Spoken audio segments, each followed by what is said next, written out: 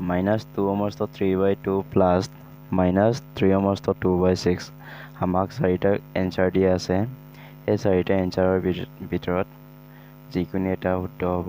কোনটো উত্তৰ হ'ব আমি কৰি চাওঁ আমি -2 টো আৰু 2 টো পূৰণ কৰিম 2 2 4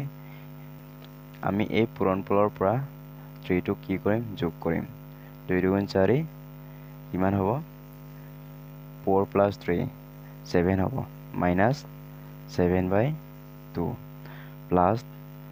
6 3 গুণ 18 লগত 2 টো কি কৰিম যোগ কৰিম কিমান হ'ব 20 minus 20 minus 20 by 6 আমি 2 আৰু 6 ৰ লসাগু ল'ম 2 আৰু 6 ৰ লসাগু কিমান হ'ব 6 হ'ব 6 2 এৰি 6 কিমান বাৰ যাব 3 বাৰ যাব 3 বাৰ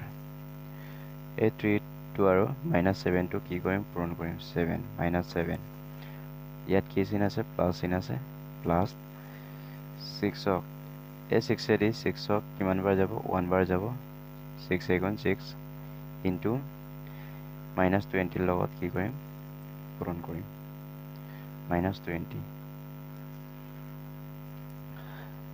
7 into 3 কিমান হ'ব 21 -21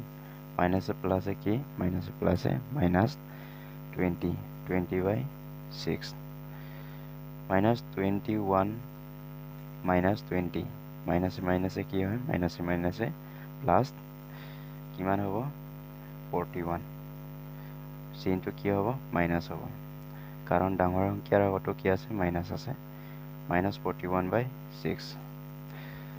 আমি 6 এৰি 41 ক ডিভাইড কৰিম কিমান পাম 6 6 গুণ 36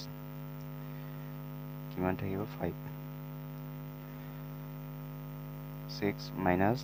ইয়াত মাইনাস চিন আছে কাৰণ ইয়াত মাইনাস দিছো -6 সমস্ত 5 by 6 ইয়াৰ উত্তৰটো কোনটো হ'ব সি নম্বৰটো